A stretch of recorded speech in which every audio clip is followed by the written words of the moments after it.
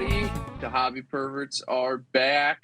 Better than ever, worse than ever.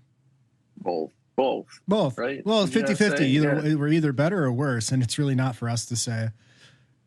Right. The listener, that's kind of, let us know. Kind of empirical analysis that, like, I don't apply to my life. I don't apply metrics. I think people should let us know.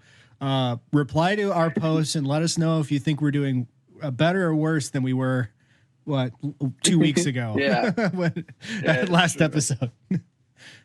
True. Well, since the last episode, we've had the Miata has exploded. Miata's dead. The Miata is dead. It's in the hospital. Mm-hmm. It's not dead. It's on life support. It's still rolling. It rolls. I've got the GR Corolla though, mm-hmm. So that's an improvement. Yep. I did get into a car accident already with the GR Corolla. Yeah, that'll happen. So once again, back in the other column. What else? The CRX is still pretty much in the same condition, although I have learned to weld. So that's an improvement. The seat is not. The seat is not grounded. No, it's still not attached. Still slides. Okay. I found there's some sort of leak either in the rain gutters or the windshield itself that is dripping water straight into the driver's side floor. Got it. Yeah. Okay. So I think that will be solved by putting a tarp over the car. Okay. That's where I think that solution is. So, easy fix. What else? Yeah, like I said, learned to weld a bit, which has been a blast. Always been kind of a dream of mine. You fixed the smoking problem? I have not fixed the smoking problem. Oh no, you didn't. Okay, I thought that that's been evaluated. No, that's been evaluated to. We're going to rebuild the engine. Okay. I don't know if I'm going to do it myself. I found a guy for parts on the CRX. I'm just rebuilding it back to stock. Yeah. So I started talking to a guy around here who does a lot of classic Honda work. And, after talking to him, it sounds like, it's going to be more or less the same if I just pull the engine and give it to him to rebuild as it would be for me to rebuild it. Much as I want to, the engine rebuild's kind of always been like, I guess when I set out for this hobby, like a goal was to get to the point I felt comfortable taking apart an engine, but I think I will at least hit a goal taking an engine out. That's always kind of, been something that was very intimidating to me. So, and in a classic Honda taking an engine out is just pretty low bar. I rebuilt an hour and a half, hopefully. We rebuilt an old Escort motor in high school, so I'll definitely tell you it's not that challenging to rebuild a motor. No, I watched a lot of videos and it looks pretty easy, but it's like basically, I'd probably be spending $600-$700 for the parts and getting it machined and cleaned and all that shit. And this guy said he'd do it for $1,000. So it's kind of like that's you're gonna be fine. You're kind of maybe I'll do the clutch while I'm in there to make myself feel like a man. But because I am getting because it is, I guess, kind of the trade-off is paying for someone to do part of your hobby for you and then doing it yourself. Yeah. And part of the goal for the CRX was to start racing it in rallycross and not getting the engine rebuilt quickly and reliably would like impact that goal. So I'm kind of weighing like which goal is more important to me. When you look at the spend, it's like, is this spend me being impatient, or is this spend like I can unlock doing the thing that I enjoy by making this expenditure to have some level of convenience? And like I definitely want to make sure like we mostly will be aggressively anti spend your money, just because somebody has to do that. That's not just a person you view as a hater of your hobby life. But at the same time, there are definitely reasons that are absolutely 100% perfectly fine to just pay somebody to fix something for you. Like you have to take a shortcut sometimes. Yeah. Because there's only so many hours in the day. Like you might know how to set your guitar up, but the guy in shop who does the best setups in town is going to do a different setup, and then you can just play guitar. So it's like, are you putting off playing guitar because you're waiting for yourself to figure out how to do the best setup in town, or could you give a guy $120 and have a very playable guitar? That's up for you to decide. But that's exactly it. Yeah. Don't create your own neurosis. Well, and I would say that that's also a piece of growth that I've gone through as I go on the car journey. Is I know if I rebuilt the engine myself, it would involve pulling it out 2 more times. So like we might as well go with pull it out once and maybe put it back in and pull it back out 2 times instead of 3. I mean, especially working on like motors that are covered in sensors, right? Like as they get more modern and they get more and more sensors, like I remember we cleaned the throttle body on this. I think it was an old Pontiac. It was in the like in the shop. Like we cleaned the throttle body on it and we put it back on. But I think we put the sensor back on backwards, so it was like idling at like 5K. It was just like we turned the thing on. It was just like we're like, whoa, what the fuck is that thing doing? And he's like, well, that's weird. And we're like, what's going on? And it was literally just that a sensor was on backwards. So and the other thing is like I'd like to be able to be like, if I put the engine in and someone didn't like torque the connecting rod like correctly or something, I'd like to be able to be like, well, you owe me a new engine now, as opposed to me doing it and being like, you yourself owe me a new engine now. It's like, and like I said, like I really want to get out in the field already. Right. Like there's one next week that I'm not going to do, because I don't have the CRX ready. I was thinking about using the GR because I'm using the GR. These are the rally crosses.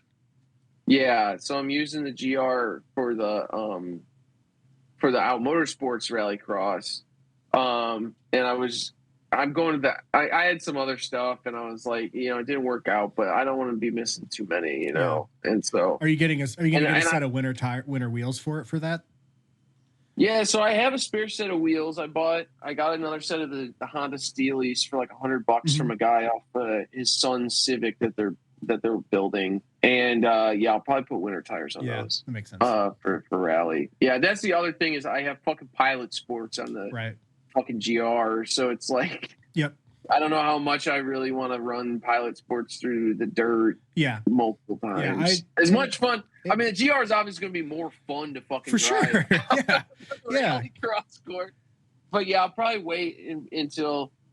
I'll wait a few years before when you sent me that maybe some regular. When you sent me the link to the April one, I was like, I do have winter tires. I could reasonably drive out on Pilot Sports and then switch on to winter tires and go out and run that. But it's $200. But I have a plastic oil pan, not much ground clearance, and if I rip my oil pan off and have problems with my motor because we wanted to have 3 beers and go drive the rally cross, then don't say that, because I do not drink and drive at NASA sponsored events. Don't let anybody hear. I seriously don't do that. No, that's fine.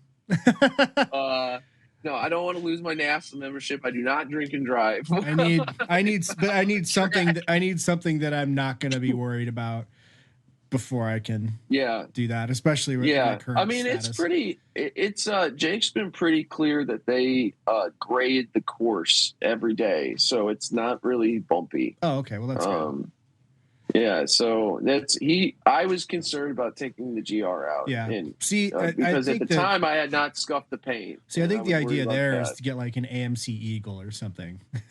Oh, that would be sweet. Well, they're doing the challenge car is rental cars of the past. Oh. So okay. they do it's a $2,000 spend. You get a spend limit of $2,000 and you find any car. Last year it was family haulers, so it had to be presumably like something you could take a road trip with your family in. But this year it's like rental cars of the past, so I'm guessing it's gonna be like a lot of Ultimas. Yeah, I've seen some guys with with what have they been buying? A couple Oldsmobile things, I think. I mean, obviously it's kind of a liberal thing, and people even take the price limit a little liberally, but basically when it looks like a hunk of shit, you're fine to go out there. Yeah.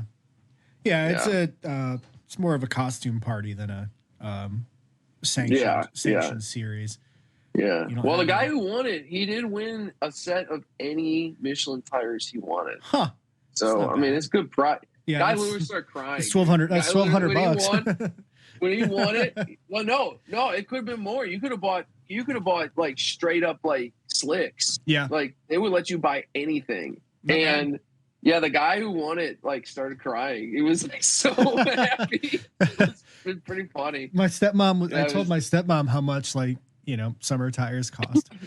She was like, don't tires cost like nothing? I'm like, yeah, if you like go to Walmart and you like buy something that's below Ling Longs. I want to say maybe when I was like, when my mom would give me $100 to replace a tire, and then I would go to the used tire shop and use those are still $60 to $80 for a used tire. Yeah. Well, not the ones I was buying. I think we're 25 even. Yeah. I guess it just depends on where you go. Yeah. But, yeah. Well, what have you been working on, Jack? Well, I think since we last talked, I lost my job, so I've been working on a lot. And so I've been always a great motivator. Yeah, it's awesome. Yeah, I mean, it's the working on anything for enjoyment is awesome and welcome. Yeah. So I've been working on some dyes. Got a few things I am working on for folks, and then I've got a few things that I'm just gonna do for myself, and a few things that I'm gonna do to throw up on the website just to sell, to have some cash coming in to cover groceries and whatever else we need to do to pay the bills and keep things going while I find what I want to be when I grow up, which probably isn't a accounting data analyst. But yeah, I've been working on the tie-dye. I did, since we talked to Jane, get a Warhammer kit, and so I've got 11 Warhammer guys that I built. So here's one of those guys. So I've got them built. I still got to paint them, which is its own whole thing, but got some good advice from Jane, and watched a couple YouTube videos of some European guys talking about how to do it easily to make it look good. So going to do that. Built the model Bronco, like a late 60s Bronco model car that I bought. I think I bought it in 2018. I looked at the receipt. I bought it in 2018. Kind of always wanted to try that. Like, I feel it's really satisfying. It's funny to me when people would be like, well, this is like a really hard Lego set. I'm like, no, it wasn't. Like, how is Lego hard? It's not. Yeah. They tell you, like, I mean, obviously, like those guys on like the Lego Masters show and stuff that like visualize and like build their own Legos. Like, that's knowing how to back your way into that is crazy. Right, like but following the kit, design shit in Lego. But I've always wanted to try the models. My dad was like into them, and he'd like buy me a couple when we were kids, but we were like too poor to buy all the stuff that you needed. Yeah, the amount of shit you need is a lot. But the cost of the kits themselves is not really that bad. I mean, you're looking at like $20, and then you can find them at yard sales. So it's like, I think probably as much as anything of a hobby, models are the highest level of, or I guess the lowest level of like purchase to finished ratio. Like people buy all sorts of model kits, and then you have to glue everything together and then paint it and cut it off the sprue and do all the shit. So it's like, it's not something you actually want to do. So sometimes you can find them at yard sales and stuff. But anyway, finally built that years later. Already was mostly painted. Nice. And even then, like I said, it's like, it's obvious where everything needs to go. It's it's a truck, right? Like the places have to, like, go paint it and shit, like make it look nice. Like I had already painted it though. Like you can have like dirt on the tires and shit, Like, and I did buy some aftermarket Goodyear tires that some guy had molded, and they also had made some like better looking like American racing type wheels and like had some better looking lockers. So I actually had to like cut the lockers off and paint the lockers. Cool. But those are the only things that didn't glue very well. It's like everything works and everything closes and stays nice except for the wheels like won't stay glued on. Oh, really? Yeah, I gotta mess with them a little bit and figure out how to. Oh, that does sound fun. Maybe I'll get a model. No, I mean, like I said, and then the I wanted. Well, before I bought that, I bought a Lego.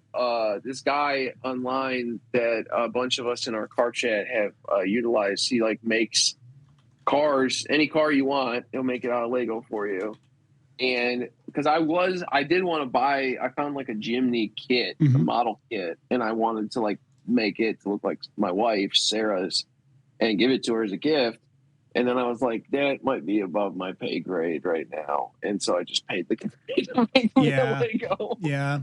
Yeah. It's kind of sucks. He doesn't give you instructions. You don't build it yourself. Like I would, I feel like you could have at least given me like that, that part. Yeah. Give me, like he sends me the bricks and shit. Like, cause he has to like order them. Right. Like he has to, he builds them in like this, he sent me the pictures. It's like wild. Like he has this like computer program that like has all the bricks and shit. Huh. And and when he sent me the pictures from the computer program, I literally thought he had built it in Legos. Like it was so detailed looking.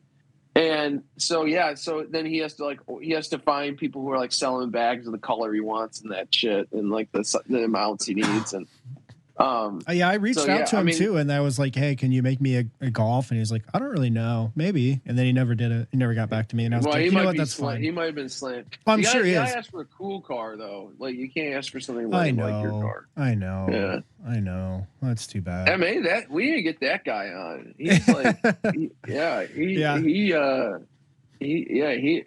he's the king. Like he'll maybe have thoughts on this building Legos from a kit versus forging your own path, becoming like. Do you think it's so weird because I feel like what's so weird to me about Lego too is I feel like Lego the company like really sells itself on the idea that everyone is doing Lego like that, like they're like everyone is creating like within their mind and shit. It's like, dude, like nobody does that. Like, and if they do, they build like the pyramid, like, and like it's so funny that they kind of sell it like that, but like it's like everybody does. And I mean, don't get me wrong, I like the kids. I do. I mean, there's definitely a like adult fan of Lego slant to it, and they have to make it feel like you're being intellectual about it, and you're not like you're building the rent controlled friends apartment. You're not like,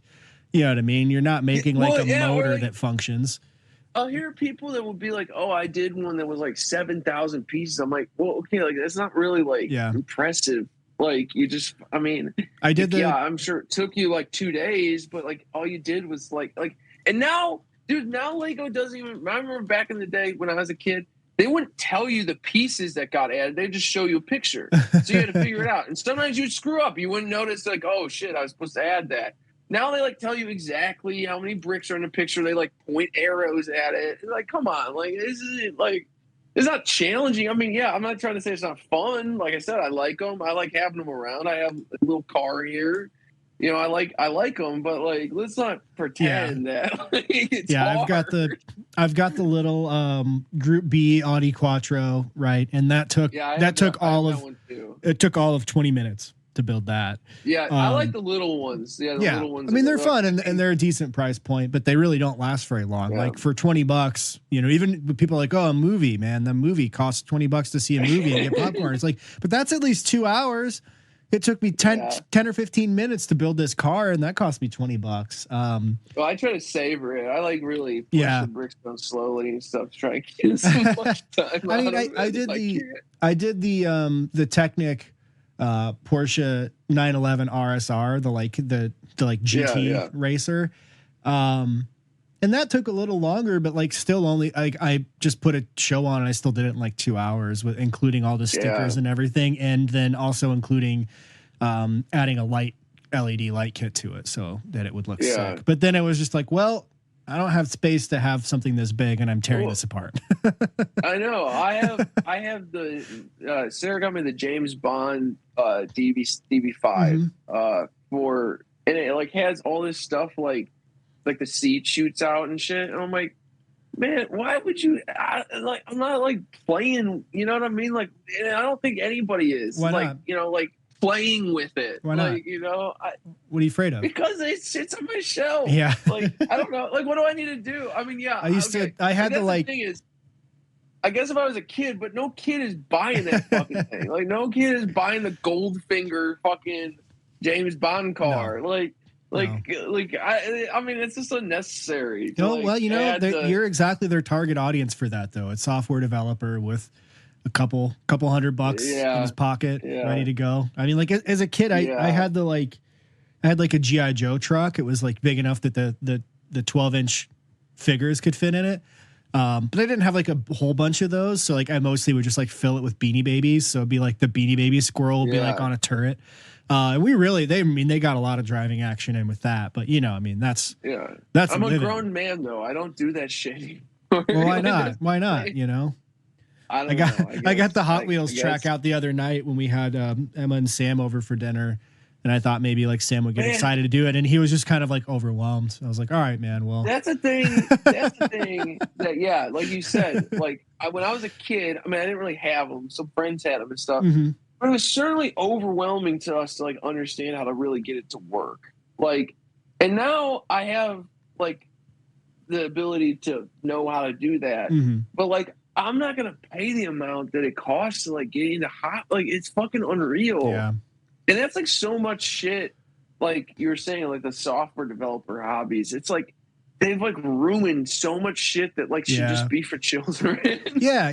I mean, I see it when I look for Hot Wheels, which by the way, you don't buy Hot Wheels because I have 3 Hot Wheels in the corner over here for you for when I finish your tie-dyes. Thank you. Yeah, you're so welcome. But like, what these things hit the pegs and they cost 99 cents at the grocery store and at the Target and the Walmart. And then some guy just buys all of them and puts them on eBay. And now they're $5 plus $5 shipping. And he's just buying them for $1 from Walmart, you know, 10 for $10 or whatever. And then selling each of them for $5 margin. And it's just like, how are you making margin on like in production Hot Wheels?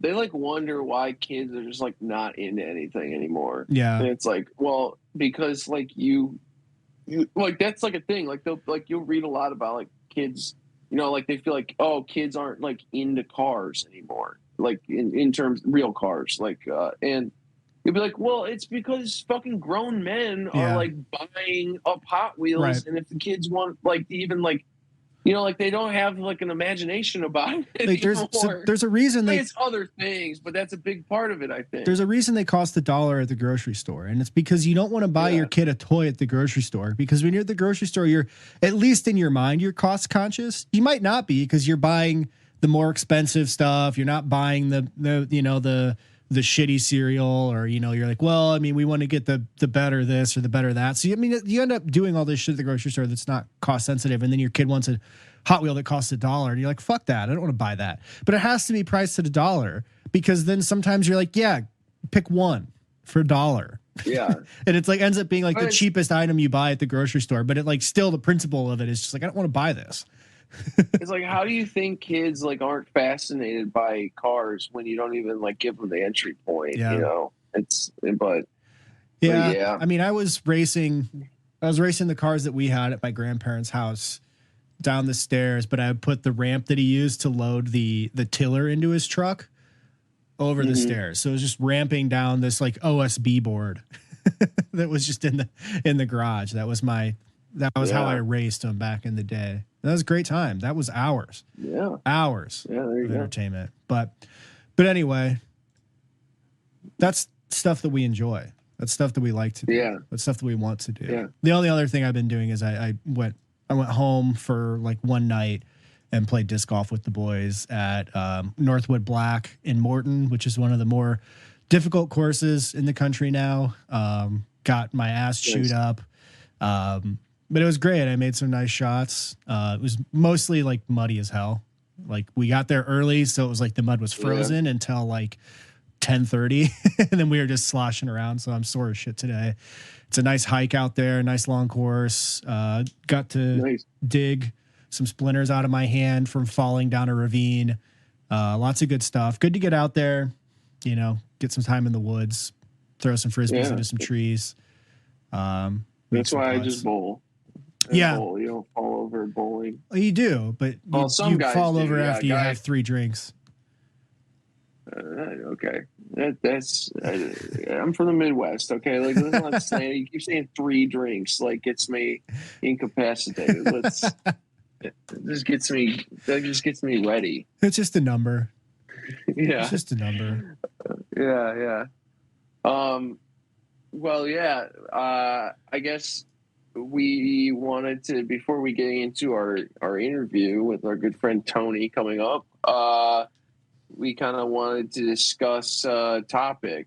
Daggy, I believe you broached it, so I'll let you cut into it. Yeah, I think, you know, and again, this is, I think, something that we'll continue trying to do, is just having some sort of thing that we're meditation or something that we've just been, you know, thinking on about hobby and what it means to do hobbies and find enjoyment and keep living your life. Because at the end of the day, like, it's not just about hobbies, it's about like trying to live a decent life. And so I think today we wanted to talk about, you know, because this is something we see all the time, and it's something that, you know, I think we might talk about with Tony, and probably we'll talk about with a lot of people, like what happens when you stop enjoying your hobby, or what's keeping you from enjoying your hobby, and to what degree are you doing these activities and working on these things for enjoyment and to make yourself happy, and at what level are you just trying to find productivity and outcomes, and you actually just would rather be doing chores.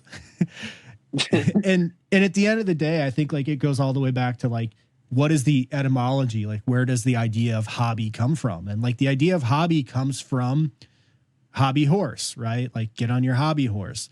The idea of a hobby horse is that it's a horse that you pretend to ride that goes nowhere. And from that, we get to hobby. And hobby is something that you do knowing that it gets you nowhere. It doesn't get anything. It's not an act that you don't go fishing because you can monetize it. You know, you don't, I'm not learning guitar so that I can write the next Burger King riff that people are mad about.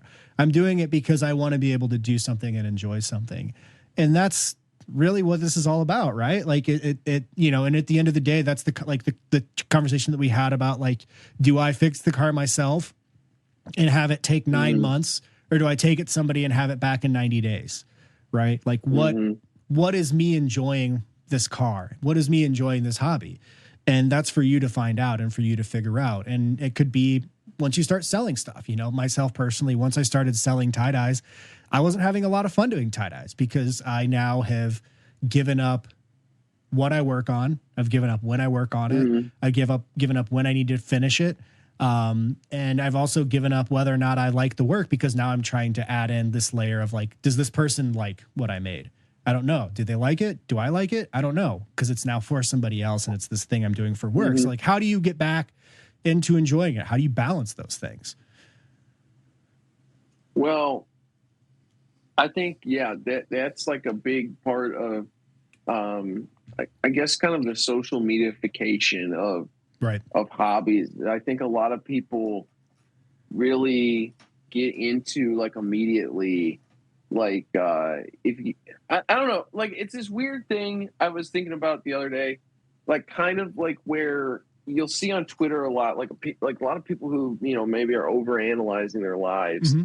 There'll be a lot, like, into this, like, idea that if you are doing anything at all, like, you need to classify everything you do as, like, labor. Right. And, you know, the extreme stuff is, like, when people are like, oh, like when I have to, like, talk to my friends when I don't want to, like, that's like labor. Yeah. Are you capable of hearing something that may upset you right now? And so, like, I think that's, you know, it's an effect of kind of, I guess, the neoliberalization of our lives, is that, like, you're supposed to be viewing your interactions at all times as, like, as a mechanism of capitalism. Yeah. And, you know, that's kind of like the whole point, I think, of like a hobby is supposed to be like, you know, it's supposed to be like, oh, like now that you're done with your mechanizations of labor, like now you can do something that you own on your own time. Yeah. And I'm not saying there's anything wrong with like selling your hobby. Like, you know, I know people who balance it and it works out for them, or, you know, like, you know, I mean, a lot of people like that's how they afford to do it. Yeah. And, you know, but certainly when you're in those situations, I think it can rob you of the enjoyment in a lot of times. I mean, you know, at least, I don't know, I guess my point is going into it, like thinking this is, so many people want to frame their lives like you were joking about, like, what am I going to be when I grow up? And so like they'll always latch on to like, okay, like what is this thing I'm doing? Like maybe this is like my life's calling, but it's all like that concept is like always framed like in this greater kind of like I need to be like producing, and my production is like what defines me. And like personally, I don't get any value really from my work. You know, I get value from the things that like I believe in. And yeah, maybe in a perfect world, I would do some of the things I do in with my hobbies. I would do them as labor, and there wouldn't be anything wrong with it. But like, I also wouldn't be part of like the coercion of the worker like capitalist relationship. So you know, it might be easier for me to, you know, I'd at least be able to say like, I don't feel like fixing cars this week. Like, you know, I need to pick up a different job at the commune. And we would rotate them at the commune anyway, you know? Right. Yeah. Like I'm going to go wash dishes because that's really all I feel like up to doing this week. Like, but no, I 100% agree. It's like, you know, there's this, so there are a few things that happen when you're worried about productivity and outcomes. One is you start beating yourself up because you don't know how to do any of these things yet. You're starting out, you're just trying to get going. Or even if it's something you've done before, like you want to get back into doing it and you're not currently doing it, then all your fixation is on how you're not doing it. And it needs to be just like, you just need to focus on like, well, how do I break this down to find one thing to do? How do I break this down to even start doing it at all? Like your first productivity task is just to do the thing for 20 minutes sometimes. Like it's not even to finish anything. And then you have to say, okay, cool, I started on that. Like next time I want to try to get it done. And but that's the focus is like, I want to, not I have to, I need to. It's like you're doing a thing, you know, like that's what I kind of like.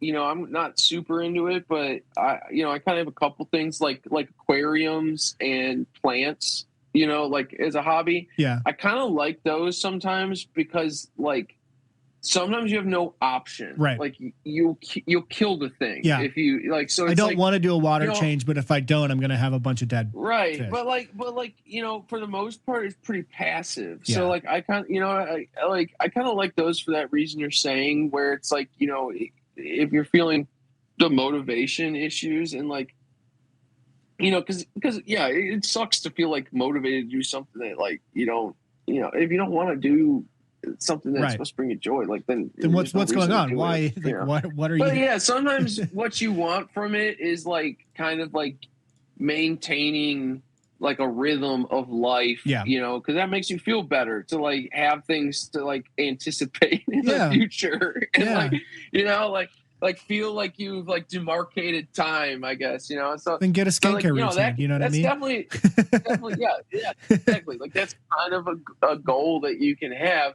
And that's why I like hobbies like that, like where you know, if you don't do them, then it's over. Like, you have to start all over. And I think that is powerful, right? Because like as you've talked, like it, you know, you look at like self-esteem or things like that. The only way to ever make people that we can ever like improve somebody's perception of their self-esteem is by being like, hey, remember that time that you were successful in something? You competed in a race and you did well, you finished a task, you like made a meal that everybody loved, and you're like, oh wow, I am actually really capable. Like, you can't just imagine succeeding at things. You need to know that you've actually done it. Because I can be like, well, you know, you're really good, you'll probably be really good at rebuilding an engine. And you're like, I can think of every reason I wouldn't be good at building an engine, but I can be like, yeah, but remember that time you put a supercharger on? And you'd be like, well, yeah, I did do that, right? And like from there, it's like, how do you go forward and how do you move on into things?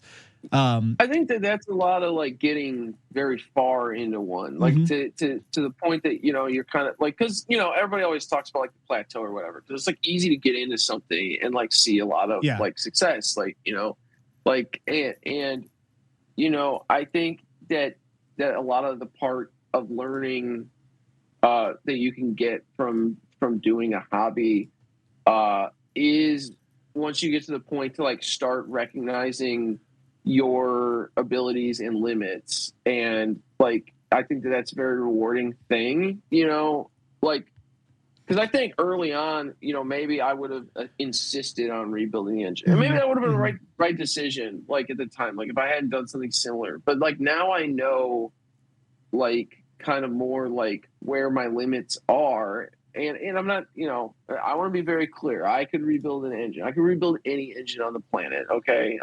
No, but yeah, you know, let's get an Italian motor for you.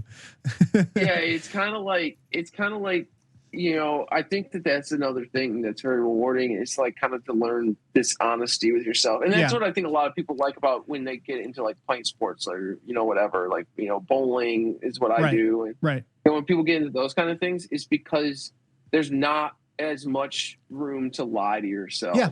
Yeah. It's absolutely, that's 100% the realization when I started playing disc golf. What I realized I liked a lot, and I was studying autonomy a lot then. Like that was what I was doing. Yeah. Cause I was in grad school at that point. And it was like, you know what I like about this sport is that like my success isn't about whether or not anybody else around me does well or does bad. It's whether or not I play to the standard that I think I can. And that's the competition. That's what competing is, you know? And that's, I think I definitely like that because then that's a challenge. But through what all you've just been talking about, like that's also something I had in my notes, which is like that the being objective about what's happened and being mindful about it and being honest with yourself. And that goes all the way back through to the piece about like the social media thing, which is that like people are like, you know, it's like I'm starting these Warhammer figures. I can go on and look all day at world-class competition winning paint jobs. I'm not going to produce those. Right. I just know that I'm not going to spend the time.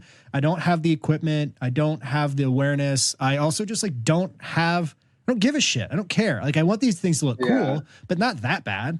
You know what I mean? I'm not going to go in and like highlight their pecs so that you can tell the definition in their pecs. Like they're just orcs, man. That's fine. And I think you're saying this, but like I would say too, it's like the honesty with yourself isn't to beat yourself up. No, that absolutely you're not. Right. World class. Exactly. You're a beginner. Or you're learning. You're learning your way in. Or you know, do stuff like, oh well, I couldn't do this because I didn't have all this blah blah blah. Like that's not being honest with yourself. Like being like, you know, you could say I have this thing, and you know maybe I didn't use it as great as I could have, but like I'm happy. You know, it's a very delicate balance about being like honest with your flaws, but like happy with the things that you do well. And like, I think that's a lot of it is like, you see a lot of people going the other direction of like the self-honesty where they just beat themselves up. Right. And it's like, and it's a control thing, right? At the end of the day, it's like somebody who knows what this stuff is will hear my guitar playing and say that it sounds bad. So I can control that by saying, hey, here's this sketch that I did. Like, sorry, I played it a little sloppy. You know, this wasn't the best take. And like, I didn't like go back and remaster it. And you're trying to win having control over the thing being bad by saying everything that somebody else could say is wrong. And by the time they're like, yeah, it sounds a little, you know, you're like, I know I already covered that. It's because of how I am not good at this, but through all these reasons. And like that's but that's like not how it is, right? Like it's everything is, you know, like, well, you know, I didn't take the time to practice. I didn't take the time to work on this. But at the same time, like that's why I like what we're doing with the goofy thing with the theme. It's like, we're just going to show you all of the work behind the theme song becoming something. And the reason is because at the end, when it sounds good and somebody makes it sound clean, then it'll be like, but this started from Colin doing a voice memo into his phone, and you can like hear his coffee maker in the background. And that's the amount of effort that was put into it. But if you put more effort into it, it can become something more.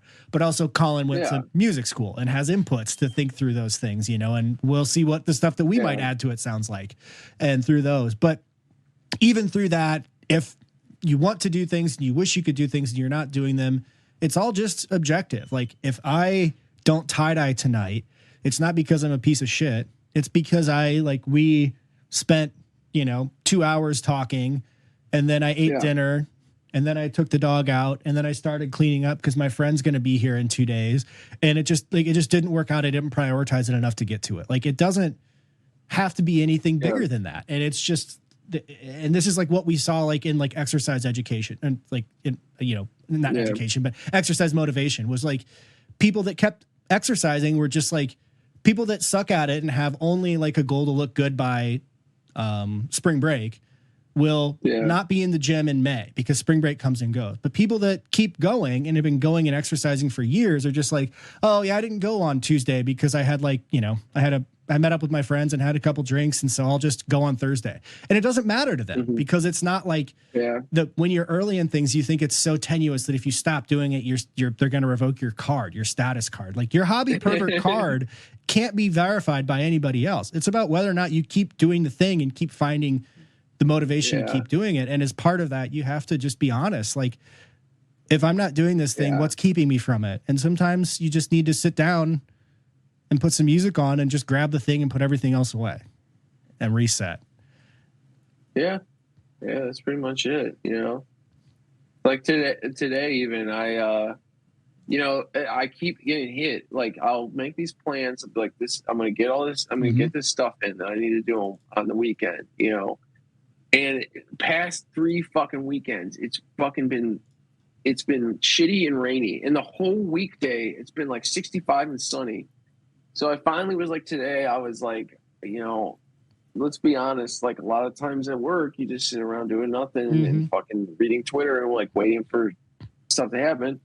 So I went out and did some things. So it was fucking sunny today. Yep. It's like, and that required me being like honest to be like, you know what, you just sit around and jack off on Twitter. Like, and there's instead of like getting stuff done. There's certain things that like, if you need help with something or there's something that you need time to do, like, if you want to make croissants, you need an amount of time, and there are certain things where like, I probably don't need that much time to test paint one single Warhammer figure. And I could probably have a single beer and be like, you know what? I feel kind of like me doing this. And like, there's a balance between having a plan to do something that's going to require time and just doing little things. And again, there's the task itself, and then there's all the things that allow you to do the task, especially in hobbies. You know what I mean? Like, if you got to repair something, you got to go to the store and buy oil or buy grease, or, maybe you need to get ingredients to bake, or I need it like all the time. I need to like clean my tie-dye stuff, or I can't make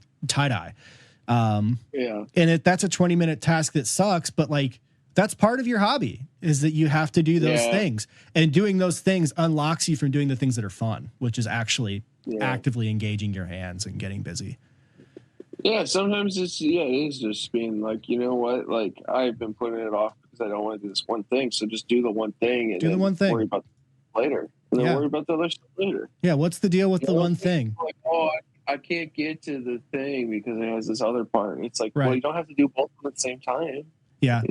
And I think the challenge is to like, when you're in the chat and you're doing the thing of doing the like self-protection by being the person who calls yourself out on shit, and you're like, oh, I can't do the thing because this and this. Like, when you're doing that to your like, and you're writing that out, you have to like call yourself on that shit.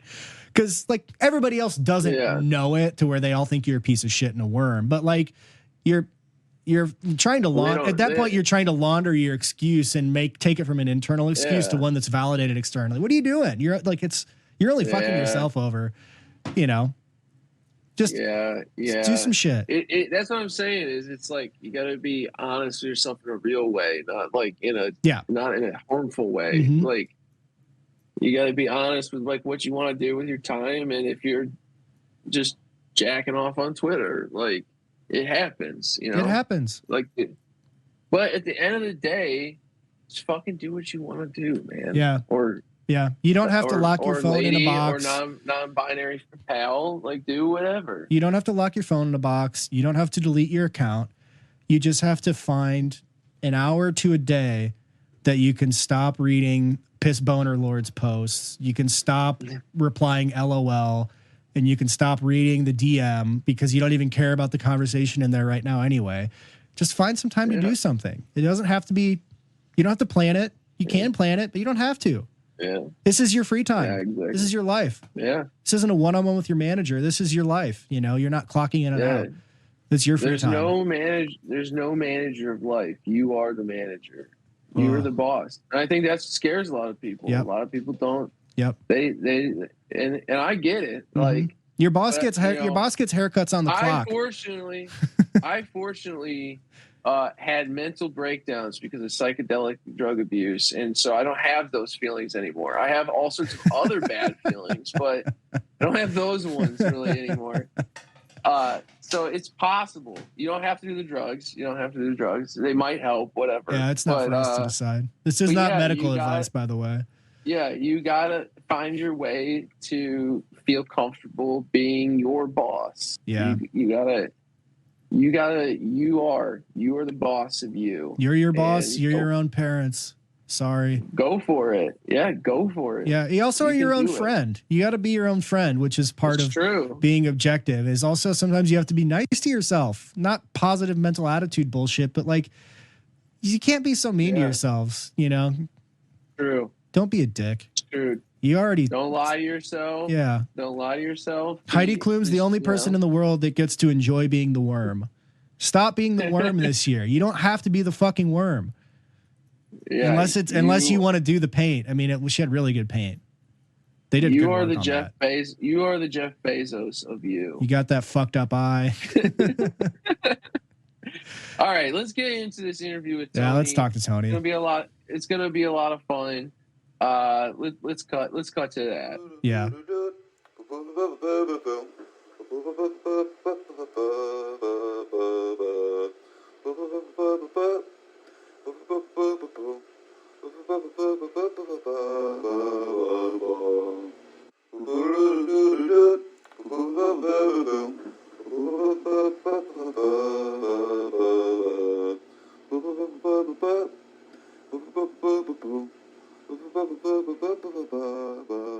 All right, everyone. Like promised, we are here with our good friend Tony Boswell of Minion Death Cult. How is it going, Tony?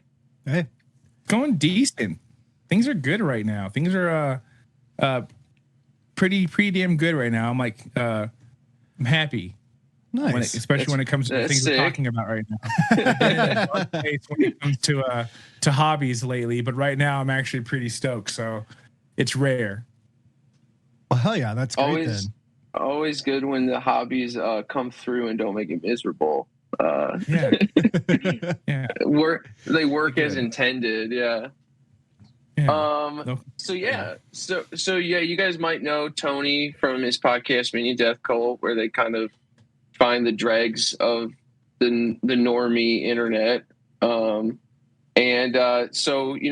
I feel like we should start off with asking you, like, have you had any fun experiences with the hobbyist Facebook groups? Because that's pretty much my sole interaction on Facebook anymore, and it's still Facebook when you go on there, despite having great information a lot of times.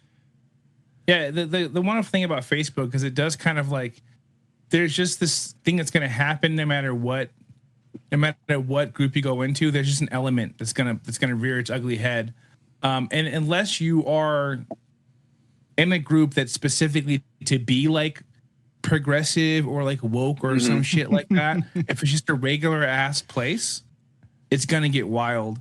And I think one of my favorite things is like every single like car, or especially car stuff, car truck group, there is going to, you're going to figure out like which car is the gayest one. I'm still not sure like which one to buy, which one's the correct one to buy. I want people to know that like I don't know which car is like the buy car. I think I did the right choice by like picking BMWs. I think that's pretty buy. Yeah. I think Frank Ocean did that for us. I think so. Yeah, the memes, and there's no, the thing is like, apparently Fords are pretty gay, but also Chevys are also pretty gay. Yeah. Look, they're all into water play with Calvin. They both users of both cars are flagging yellow in right pocket for Calvin to piss on them. They're all into it. Yeah, but the memification of any hobby is always going to be fantastic. Oh yeah, definitely. It is funny because they're like the easiest groups to troll too. Like it's because like every user on those groups are like still your stereotypical Facebook user where they like read everything literally at face value. They're very earnest. Like they don't have any idea that people lie on the internet. Like the other day I got so many people, they're still mad about it. I posted in the GR Corolla group, why are you not paying dealer markup? Like, why are you so poor? Like, why would you not insist on paying at least $10,000 what a great bid it was. Over? Dude, people went bonkers. It was so much fun. But yeah. Hobbies is the one place where they are going to side with the consumer. If it's like, if there's a do-it-yourself element, then they are going to side with the consumer. But if it was anything else, like if the presumption was nobody in this group has the capability to do things without the markup, the dealership markup, they would be like, yeah, the dealer deserves it. Yeah, the customer's always wrong, baby. But in this case, that's so true. I love that they're like, no, fuck you. I can do it. I'm just as capable as the dealer. I know I don't have like a lift or anything, but I can figure it out. But they're definitely, I think that like one of the sad things that I've seen like in the past couple of years is like the disc golf has shifted to where like disc golf discs are like, now they're like sneaker release, right? And it's just like, oh, this new one came out that the pro threw on this one video on YouTube, and I should pay $60 for it after it comes out. And it's like this commodification that like has gone overboard, where it's just like, it's a hobby where now instead of being like, I'm a guy who's a plumber and I need the cheapest thing I can buy, and I'm going to go every Tuesday and win $20 at league so I can buy one more thing. Now people are like, well, I need to spend $80 on this because it's the prettiest one I've ever seen. And in that realm, then there's now this group who's like, it's good that they take our money from us. They should take the money from us. They put a dinosaur foil stamp on a Frisbee. Like, what? If you can't afford it, don't buy it. What are you doing? It's just like, well, it's just a dinosaur stamp, man. It's foil. It's trash. Has there been a legit Supreme disc yet? No. Has that happened yet? No, we haven't found one to rule them all. But you have arguments of what it should be. But even if you do have one that rules them all. Oh no, I mean like a white disc with a red branded Supreme. Oh yeah. I'm sure there are 10,000 It's of over. Them. No, yeah. Once like the real one happens, it's over, and like the worst people are gonna be on the course with you, and you're gonna hate it. So what you'd find is that people had dyed their own with Supreme, and it's probably all jaggedy and like the vinyl bled and it didn't hold. I saw the worst disc I saw yesterday as we were leaving the park was a disc that had a holographic mud vein.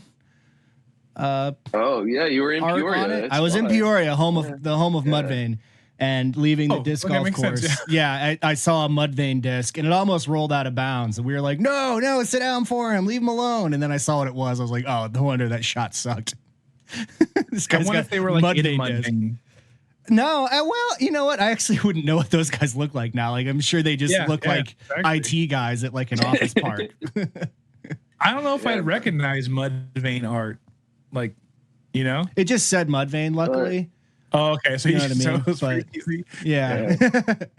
I don't remember you're not from Central Illinois like Dag and I, where it's just like inside. Mudvayne is inside of us, so it's part just of you. it's like the One Ring. Like it calls out to us, and like we're the ring race. Like it just we're all like eventually just getting closer and closer to the Mudvayne disc. Our experience is slightly more river town than like I don't know, say like a Slipknot experience. Yeah. We just had a little more river town in our diet. Yeah. Just any type of like, murky water is going to help, because I don't think they have any of that in Iowa. I don't think they have any. I think there's none of that at all. No. Yeah. They're more of hills. I believe they're called buttes or butts. Yeah. To some. But yeah. So Tony, you said the hobbies are going well. What have you been working on? Well, I think it was like October, my daily, which is like a 1986 BMW 325e. So it's just the automatic. It totally shit on me. Totally took a crap on me. And I had to do the thing where I was like, hold on. Every time it's something I can't do myself, it's like $2,000 to $4,000. So I don't know if I can do that. Right. So I was like, I'm not going to do it. Luckily, I had a homie that let me borrow a car, and I was able to patiently try to find the car that I wanted. And I just bought that like 2 weeks ago. And so now I have a 2013 BMW X5, the 6-cylinder one. And you know what? It was so cool that I had to like do a product to my car the other day. And all I was doing was doing the basic bitch thing and painting my grill black. It didn't matter if I did it wrong. My car was still going to run. Yeah. And that was a crazy feeling. I haven't felt that I haven't had a modern car in like 7 years.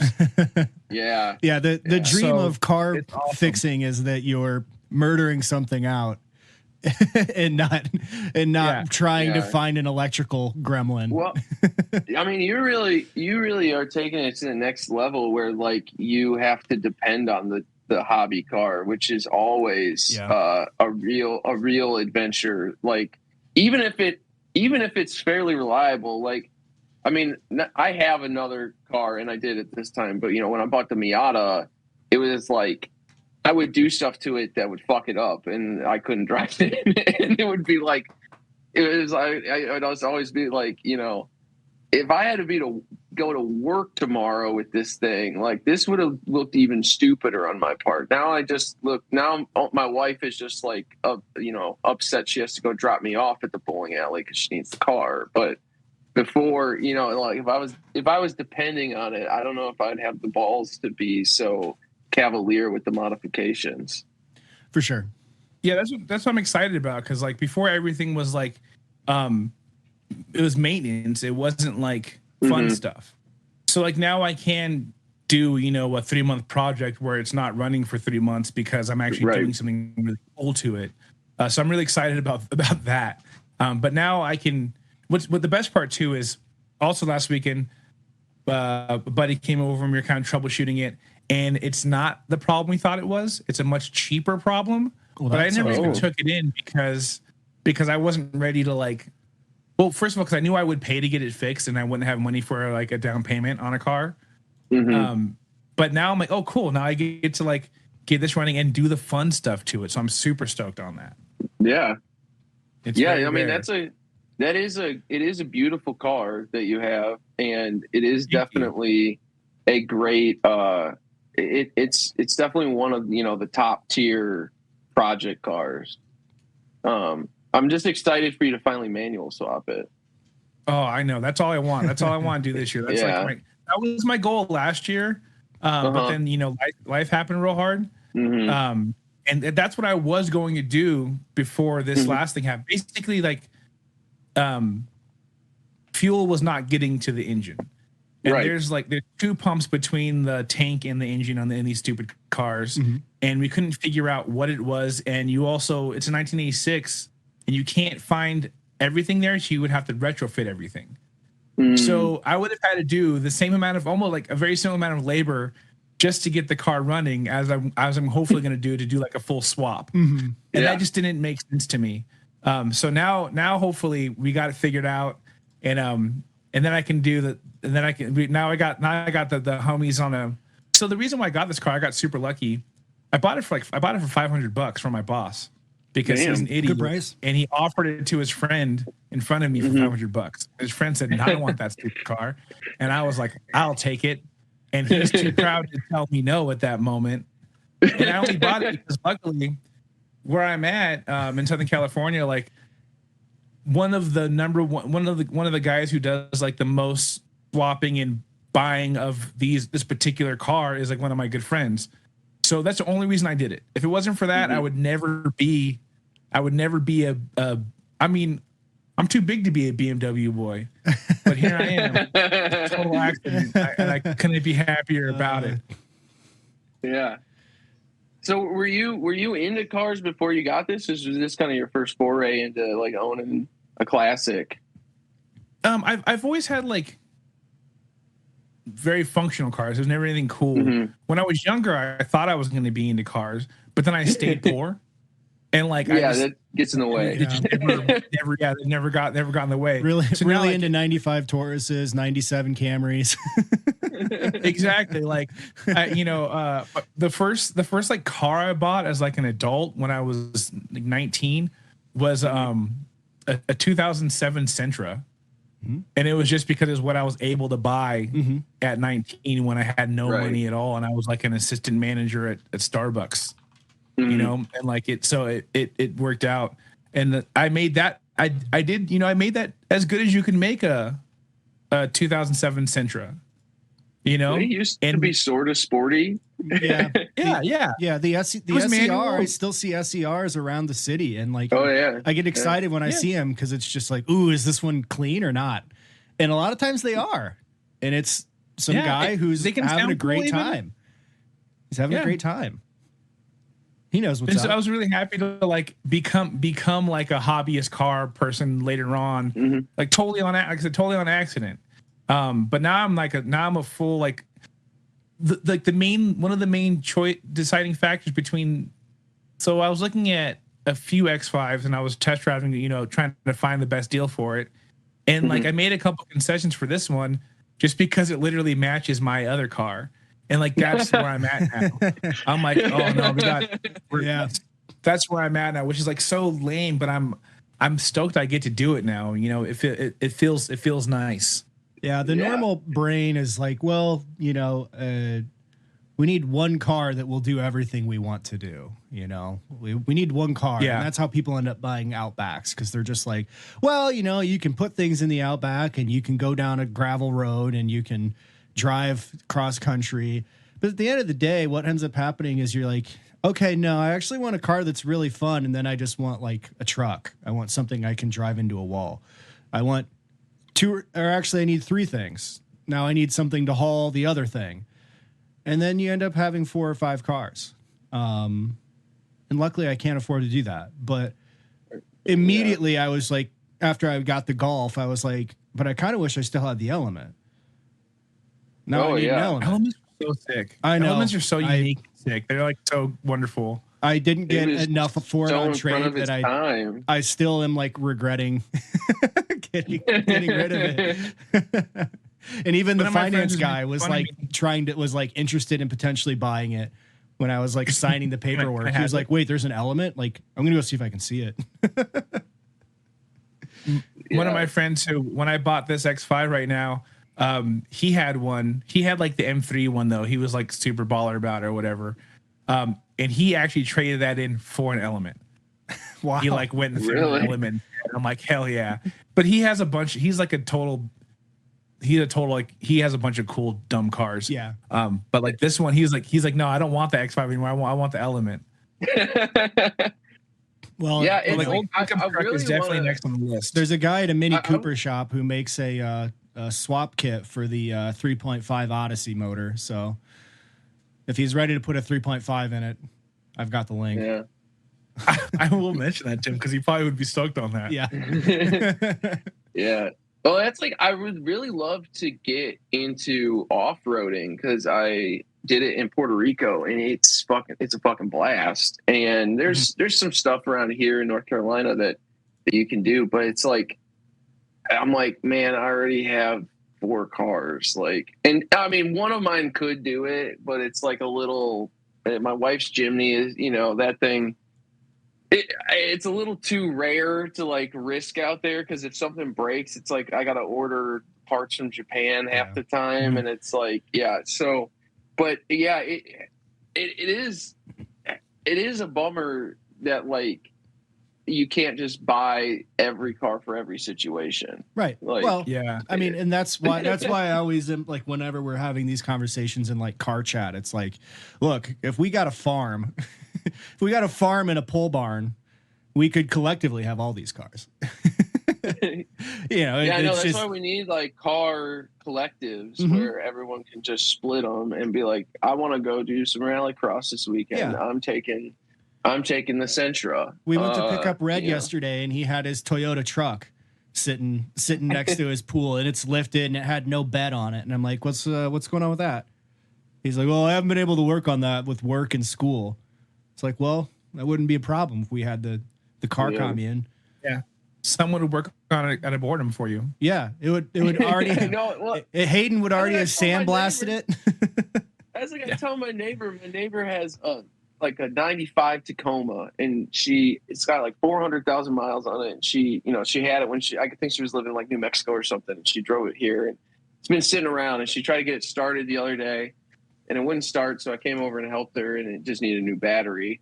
But it obviously needed some stuff replaced. And I'm like telling her, she's like, oh, well, how much is all this going to cost? And I'm like, well, are you going to, do it yourself or whatever? And she's like, oh, I don't really know how to, like, I'd be down to like maybe learn. And I'm like, oh, well, I'd probably do most of this stuff with my buddy for you. And she's like, well, like, would you want to? Like, I don't want to like get in in your way or whatever. Like, have to rely on you to do it. And you keep telling me like, oh, I'm busy or whatever. I'm like, you don't really get it. Like, I'm just glad to see a different car. Like, I just want to figure out how they all work. Like, I just, it's interesting to me to like be like, oh, well, I probably will never buy this car, but it's like interesting to know how it got put together and fix it for somebody. Like, I'm like, especially my neighbors, like that. I love being able to be like the guy that my neighbors are like, hey, like this is wrong with my car or whatever. Like, just know that you're the bane of every parts shop in every mechanic shop in town, where they're just like, you roll in with it and they're just like, now my neighbor, 14 beers deep, said that it was this solenoid there. It was that solenoid. And they're like, that's not even connected to this system. Your neighbor's an idiot. Like when I worked at the motorcycle shop parts department, it was like all the time, like our eyes would roll through the back of our heads because somebody would be like, now my neighbor was over and he said, and you're like, your neighbor doesn't know shit. He's like, he said you can cut that out with a saw and it'll run. And you're like, your neighbor's smarter than an engineer in Japan now. Like, come on, man. Yeah. Come on, man. No, I'm very clear. I'm very clear anytime I offer advice that I'm like, but you got to remember, I don't really know a lot. I'm really savvy with the YouTube though. Don't worry. Like I can find the right video. You just gotta be patient. Oh yeah. Also, if I'm fixing this, I'm probably gonna have to pick up like a dresser at some point. Yep. So if I'm fixing this car, you don't see those anymore. The bumper sticker that says, no, you can't borrow my truck. Like that's not as popular anymore. People apparently they love loaning the truck out now. Yeah, either people just want to be thought of, or people don't ask for trucks anymore. I don't know what's going on. They've adopted a more collective mentality. They're actually they do want to. I've seen ones all the time now ask to borrow my truck. Oh, nice! That's awesome. Yeah. The truck slut community is often overlooked and underappreciated. Please drive my truck. I am mad at myself because I did want I really wanted to get. That's what I wanted was like a late 90s Tacoma. Mm-hmm. First, that's what I wanted. But then after all the research, this is what actually made sense. And like, I know it sounds like a fancy car and it is very fancy, but nobody wants them because they're terrified of a BMW. But like 2013 is the last year you're going to want to go. Cause after that, you can't fix shit yourself. Also, you can't even heat your seats out of subscription. But I was able to get that. And I was able to get this for way cheaper than Toyotas because they don't have the Toyota tax. Mm-hmm. But I really wanted a pickup truck just because of that joke of, everyone's a leftist, everyone wants to be a leftist until you need to borrow a truck. And it's like, I hate how real that is sometimes. Yeah. I hate how real that is sometimes. So that's why, I was like looking at Volvos for a minute because it's like you can get an almost 300 horsepower all-wheel drive Volvo that's like 3 or 4 years new, but no one cares. Like, unless you're the the patent lawyer that bought it off the lot, nobody cares about them. Yeah. So they end up being like cheaper than Volkswagen GTIs. And it's just like, that's a pretty good deal for a Volvo. And that's being a pervert. I picked up something from I had to do some work at my mom's the other day, and I had to pick up some plywood, and I had to tie the hatch down, and I felt like such a loser. I was like, why did I even buy this fancy car? I should have bought a truck like a real man. Well, that's like the doesn't the guy from Out have like a turbo Cayenne? Oh, the guy from Jake from Out Motorsports. Yeah, he has a Cayenne because he does spec E36 racing and he needs something to tow his race car. And dude, a Porsche Cayenne can tow 7,000 pounds. Yeah, it's better than an F250. It's fucking insane.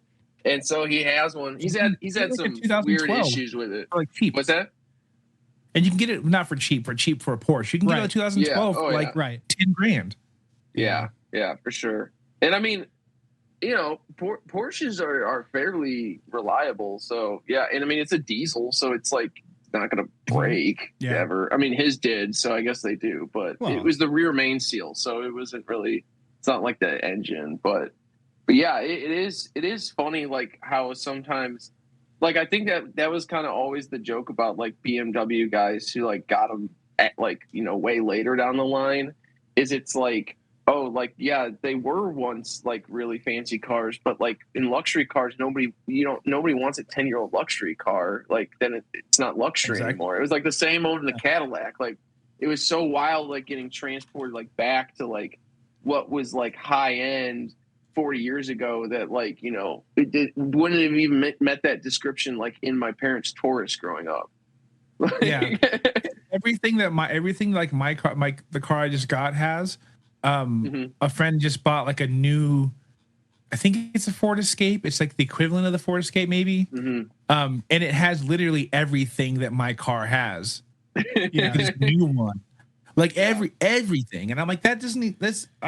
Okay, cool. Because it's I think it's the Bronco Sport now, right? It's the same. Yeah, the Bronco Sport. The same. The same platform. Yeah. My dad gets mad when he sees them.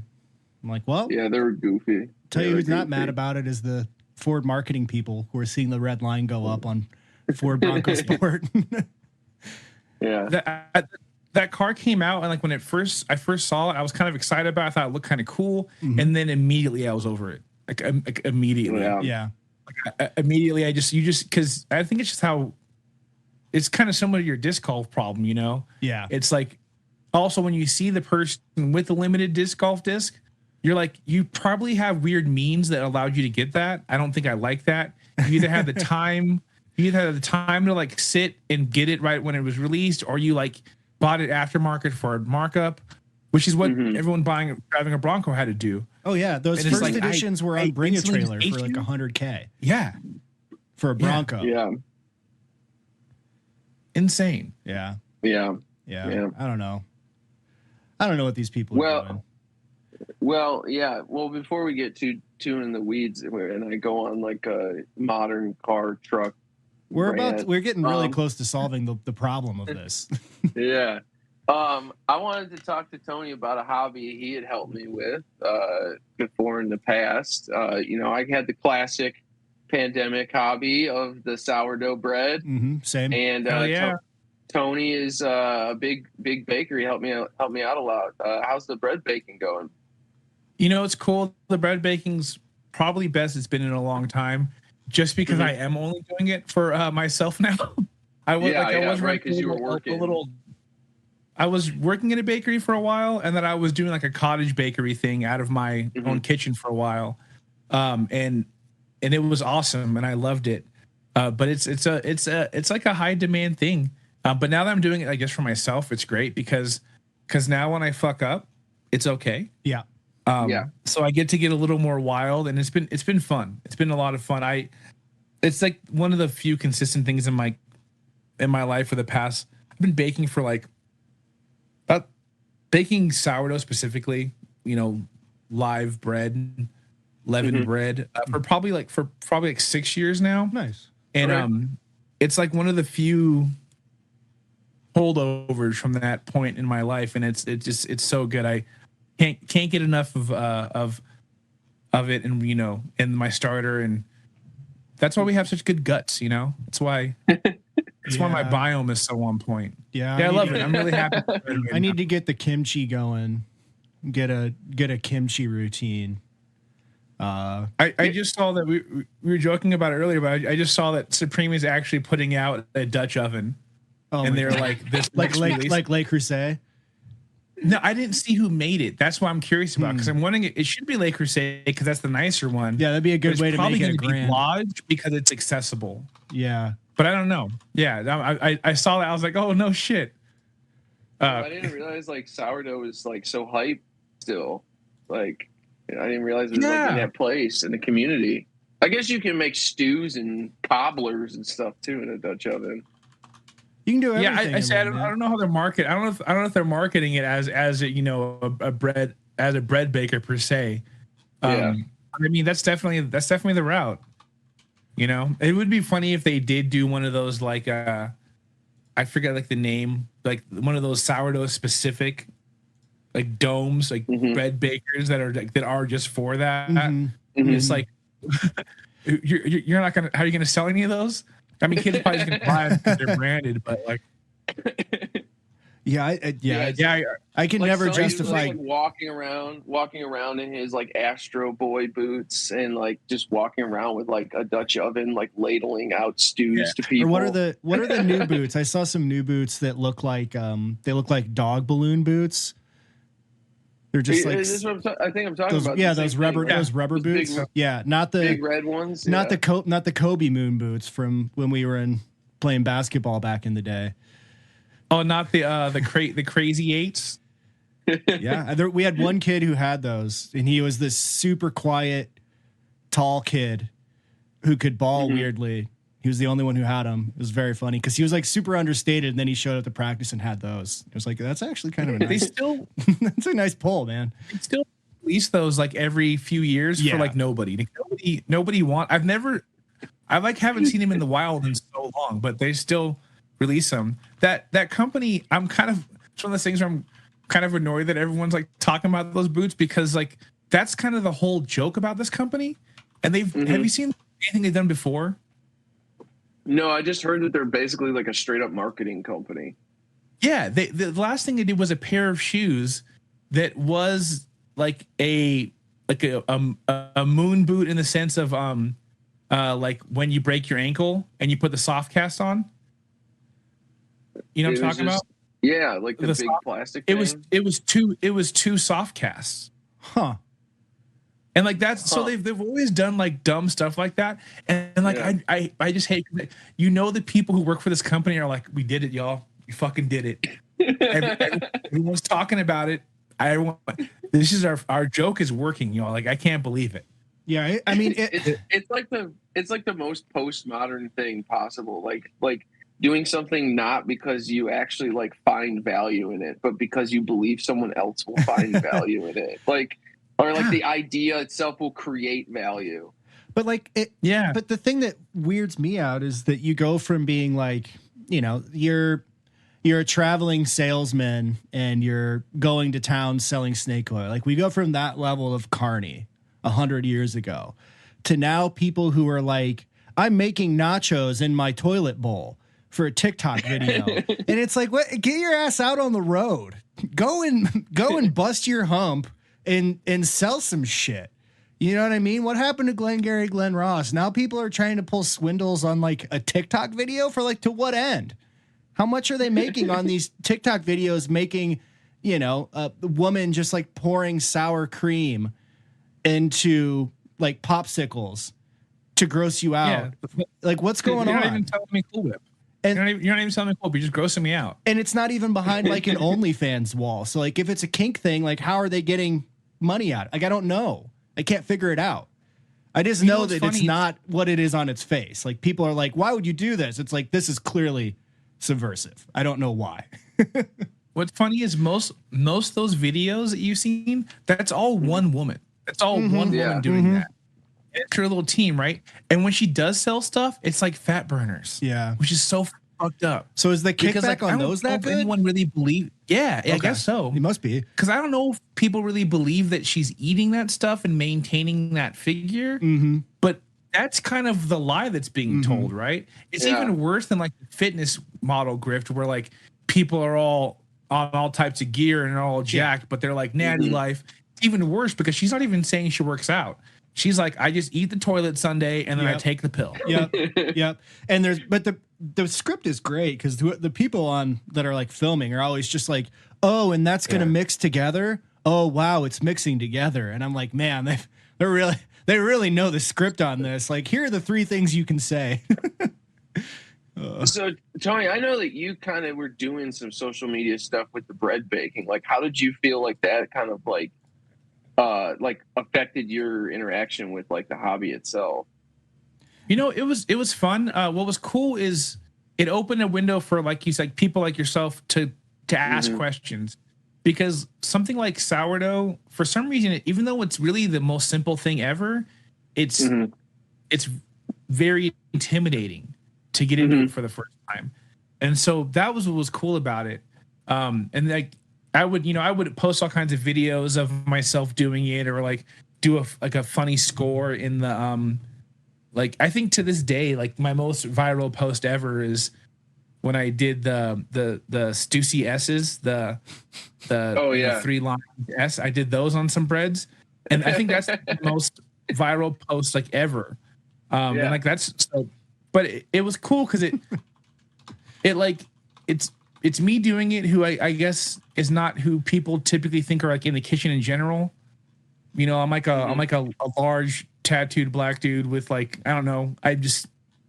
I'm not who you think of when you think of sourdough necessarily. So it kind of made it like accessible and also like not too weird. But I loved it. That was probably my favorite part about it, is like the social media part of it. And if that's actually like, I'm not doing the retail stuff so much anymore, but that is the direction we're going now, is I'm going to be doing more like instructional stuff, recipe development stuff, and doing videos with that, because I think that's what really, like, I think that impacted more people. Yeah. Like, even though my bread would like, I would feed so many people, the more people I taught is really like, the impact. That was really cool. Yeah. Is seeing that, and people still like sending me loaves like years later. Like a picture of loaf, not like an actual loaf. Yeah. I mean, that's very much something I think. Well, I did send you an actual loaf one time, and you sent me one, which was the wildest shit. I mean, it really. I know it was like kind of a joke that everybody got into it in the pandemic, but it was like, I mean, it was like the perfect thing, because like a lot of people want it. Like, it's always something that you're like, oh, I want to try that, but I know it like takes some time and attention, and you're like, well, I have that now. Yeah. But it was like you're saying, it is really cool when people want to use like social media like genuinely like that, because that is a really rewarding part. Like, we were joking about the Facebook groups and stuff. Like, it is always nice when you do find a bit of community where people are like interested in the thing in the same way that you are, and like want to learn from you and help you learn and share your victories and stuff like that. So that's really cool that kind of led out like that. And I think it's something that like, I look forward to it happening more, Like, we're talking a lot about like all these things are just things to be demystified, right? Like, repairing your car isn't like the people that repair your car aren't the brightest people in the world. They've repaired cars for 30 years. The people that bake your bread are, like, the first day they showed up in the kitchen, they they got yelled at for, you know, mixing ingredients in the wrong order and not leaving things alone and overworking stuff, and it never rose. Like, everything is something that you can learn. And, you know, and it goes to like I was watching my buddy Drunken High play his high school nephew in chess, you know, and like the kid like kept thinking he was seeing these patterns on the chessboard, but he doesn't play enough chess that he knows what all these things are, but he kept thinking he was seeing them. But like at the end of the day, and that was like the outsiders thing, like the Malcolm Gladwell thing before he started talking about weirder things, was like once you do these things, you start realizing stuff. Like you know when you start mixing your dough and it's just a loose dough, that it's like, okay, this needs a little more flour, this is a little too wet, or maybe this yeast isn't good, or maybe the starter didn't get activated and isn't ready to go. Like, you start knowing what all those things are, but it takes time, and people have to tell you even to look for those things, because there's a point where you just don't know enough. And very much that's just like what the whole thing we're trying to do even gets to, is just like, how do you know enough to really get to a point where it's like Montessori? Like, it's not like, hey, what went wrong with my bread? It's like, well, what do you think went wrong with your bread? Like, what's wrong with it? Is it like, did it not rise, or did it get too crusty, or is it not crusty at all? Like, what do you think happened? Like, well, what do you think would help? And then, like, you know, getting to the point where you can at least think about it yourself before you're getting yelled at on the forum for not using the search function, which all the Facebook admins love. What's really cool too about stuff like specifically the things we've been talking about, you know, like working on cars and like making food. Those are two things that, you know, the joke is like, what's your job on the commune going to be? You know, and like that's actually like a real question. And the cool thing is if somebody in your circle can bake the bread and like knows how to do that, that's something you can do to become a little bit more self-sufficient. If someone in your circle knows cars well enough to where either they can help you or make sure you don't get taken advantage of, that makes us more self-sufficient. That takes us one step further away from, you know, the system that we're beholden to otherwise. You know, like, unfortunately I can't give you an MRI, you know, but I can like help you. I can send you some starter, or you know, or you can like come over and listen to that weird noise my car is making. And like that stuff is really cool. Like, that's kind of like, that's the thing I really love to see happen in real time. And it's effective and it's awesome. I mean, even in a city of a decent size like Chicago, there are a lot of services that it's just like, you know what? They're like, is maybe one or two places I can get film developed here, you know, or things like that. And you're just like, okay, well, how do I stop paying somebody to do that for me? Or like, what's the right amount where I start doing that? Or if everybody else leaves, like, what does it cost to rent a space where we could just make some sort of weird film collective, you know, like, what's the next level? I think it's even more than just like, you want to save your money or whatever. I mean, like, obviously that's part of like working on your own car, is like, you want to save money, but like, really, if I wanted to save money, I just wouldn't buy these idiotic cars that I buy. Well, yeah. And, you know, but it is like, I think that that's a big difference between getting into a hobby where you're trying to do stuff like you want to like really learn about all these variables that you can put in, or, you know, how all these things work. And it kind of with, like you're saying, like a goal of self-sufficiency or self-reliance, where it's different than like when we were talking about like people who just like really get into kind of consumerism itself. Where their hobby just becomes like collecting things. And, you know, I don't necessarily want to get in an argument about like if collecting stuff is a hobby, but like, I definitely am not very attracted personally to things like where basically you're just keeping like a mental ledger of like what these things are worth. Yeah. And like, if you got them for a good price, because like that kind of thing has been like totally just destroyed by the internet. So like, I mean, there's a difference between reading the window sheet from the lot and telling somebody what packages are on it, which is something that like a VP of marketing might do when they buy their new BMW. And then there's somebody who, you know, is like, well, here are the things that I did to it personally. And, you know, it's like an actual narrative. And it's the difference between reading the nutrition facts off the back of the box and saying, you know, I put 50 grams of starter into the water and let that sit for 5 minutes and then did this and then I kneaded it and I got it to this. Like and that's the thing is the person involved, right? Like you can get the outcome of most hobbies by spending and spending and spending, but then you don't get there's one thing you can't buy, and that's the experience of owning inputs and owning controls and owning your ability to change those variables yourself and have those inputs, and also to have that. Because at the end of the day, it's like those things that you can do, like even if it's a small thing, like you plug your tire, like that's something that in the back of your mind, you're like, nice, I got that done today. I can drive my car. Nobody else had to get involved. I put a plug in my tire. Easy. One of the easiest things you can do. It mostly just involves sweating and getting soapy water all over yourself. But at the end of the day, then you're like, from that, you have fixed one thing in your life. And it's very, you know, Zen in the art of motorcycle maintenance, like fix the leaky faucet. Like I fixed one leaky faucet in my life. And then, you know, the next day there's something else that you've just been putting off. And you're like, well, I can do that now because I've done one thing. Exactly. I plugged my tire. And so now I can also do my laundry and do the dishes and call my friend, mail my tax return. Like I can do things that suck to do. I'm capable of that. Yeah. That's a big side effect of hobbies is being more confident to do other things. Just, removing learned helplessness, removing you know, it's the outcome of saving money isn't necessarily the outcome, but it's like the act of taking money out is like you're paying a premium to not be able to do the thing at the end of the day, really. Like you're, you know. Yeah. Yeah, I think definitely. that's a huge difference between like, because I mean, hobbyists is like sometimes it gets like a bad rap, you know. But I think that's a lot of people who think that they have to like either commodify their hobby, or they like it's or convoluting trends with hobbies. You talk about collecting, right? So that a good example of that is, you know, I grew up in like, you know, like the graffiti and art and all that stuff, and I was an early hype beast. I was wearing Dunks in 2004.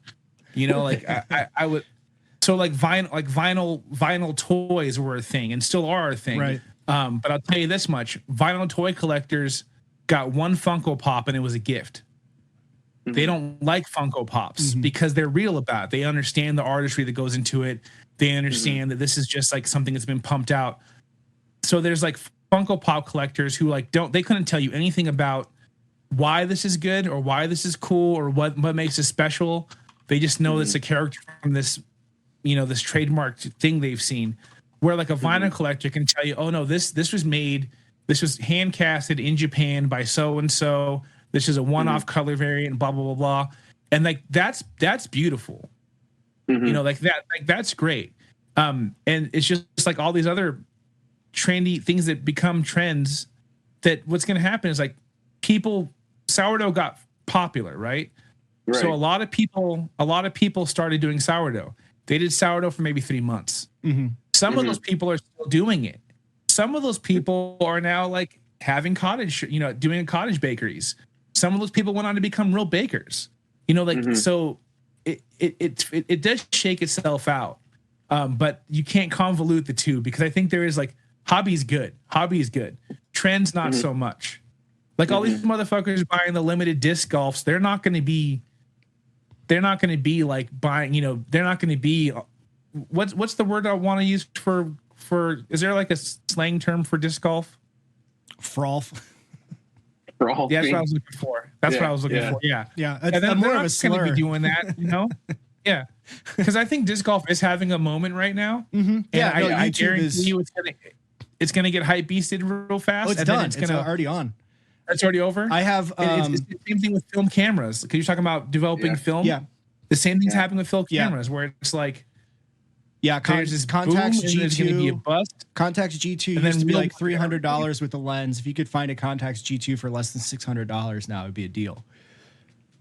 Oh, that doesn't even blow my mind. What blows my mind now is like the fucking Olympus point and shoot scoring for $500 in eBay. Like, These are the same cameras that we used to buy for, $40, right, or $25 at the thrift store, or less. And so what's cool is with every 500 cool kid who's buying that, one of them is going to actually catch the bug and really do it and really get into it. Yeah, they're going to be still shooting. Last Friday, I was like trying to figure out whether or not I wanted to put Cinestill 800, which is like $14, a fucking 35 millimeter canister, or this Fuji Superior 1600 that I got that's discontinued. And so it's like, do I want to shoot this thing that I got in Europe for $12 a couple years ago, or do I want to shoot this stuff that people are trying to sell for $30 a roll? And I was like, you know what? I'm going to a fucking wrestling show in a dark room. I'm just going to put the 1600 in and make sure I get the shots. And I'm just going to be happy to do it because I'm taking pictures again and it's going to kickstart me. And I don't fucking care. But at the end of the day, I'm like, why does this cost this much? Like, because losers are buying. Exactly. Like because motherfuckers with money are going and they're the ones who are buying. They're buying. Oh, it's actually cheaper if you buy 100 rolls at once, which I know was $700, but I got that right now.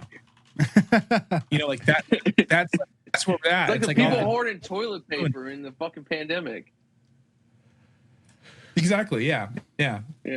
Well, they know how to use toilet paper. they don't know that the $200 of expired film they're shooting, they need to shoot at 10 ISO, and they actually don't have a camera that can do that or how to meter it. No, I mean, there's people in the car community even that recognize like cars that are getting hot, and then they start hoarding the parts, and they don't really give a fuck about them. No. And then there's like real dudes who have just been like obsessed with like a CRX or Golf or Jetta or whatever for fucking their entire lives. Nick has new in the box Jetta parts. He doesn't even know what he has in his. They just acquired the shit, and it's sitting around. Like, I see it happening. Like, I have Miata parts like in my fucking backyard now that like are just sitting there. I have someone's like, hey, I need something. I'll be like, here you go, man. Like, I still have a hinge for the gas door on a Honda Element. Somehow I bought two of those. So if you need a Honda Element gas fuel door hinge, I've got it. I don't know what it is. I don't know what it supersedes to.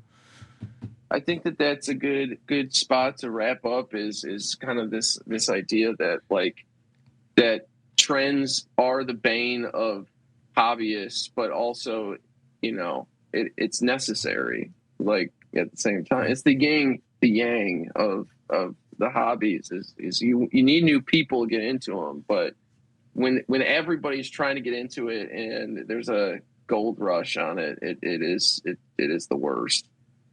Yeah, which is exactly why I'm going to overland this X5 because I think it's finally dying off.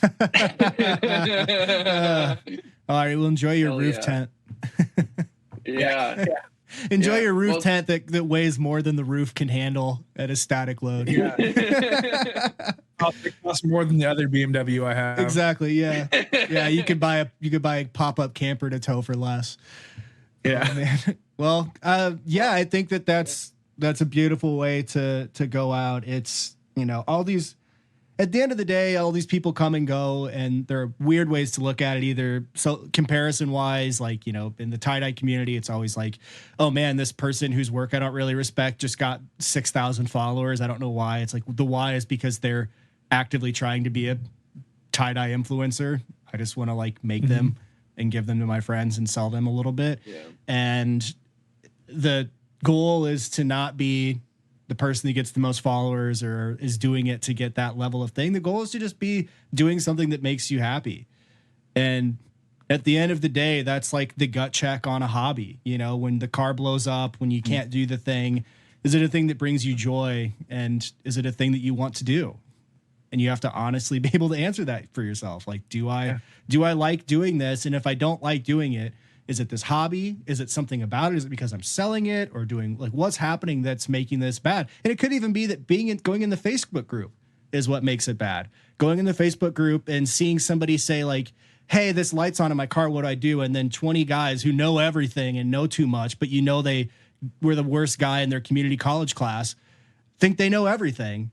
but you can say that on the Facebook group and nobody knows. And it's just like, you know what? This is really shitty and toxic. I have to stop looking at this. I have to just like help people fix their cars and do my own shit and worry about myself. And that's all you can do is your own shit. Absolutely. Find your own path. But ask your friends. Well, Tony, do you have anything you want to leave us with? Knowledge, plugs, all the above? Yeah, I mean, as far as like knowledge, I think you said like you said it right. Do it for yourself. Do it to like spread love within like your community and your friends. Don't do it for any other reason, because like it will spoil itself. It will ruin itself. And like if you have something good to give, share it. Yeah, if you want to follow me on like Twitter, it's Word is Bond on Twitter. Follow the show, Minion Death Cult. It's a good time.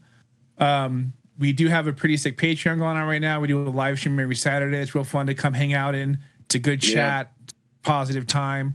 Just to check us out, Minion Death Cult everywhere. Kind of easy to find. Thanks for having me on. I had a really good time chatting about this stuff. It's always good to see you, man. Always. Yeah, it's always a good hang. I'm sorry I didn't do poppers this time, like the Southpaws episode. Yeah. No, me neither. In your defense, it is like. Yeah. Oh, I guess it's early for me. It's not as early for you. Never mind. Your excuses are no longer. No, it's fine. I appreciate you not making Popper's mouth noises that I have to try to edit out. All right, cool. So it's okay. Hey, cheers. Cheers. Oh, there you go. One down the hatch. Yeah. All right. Cheers, everybody. All right, thanks a bunch, Tony. We'll see all you guys later. Have fun out there. Bye.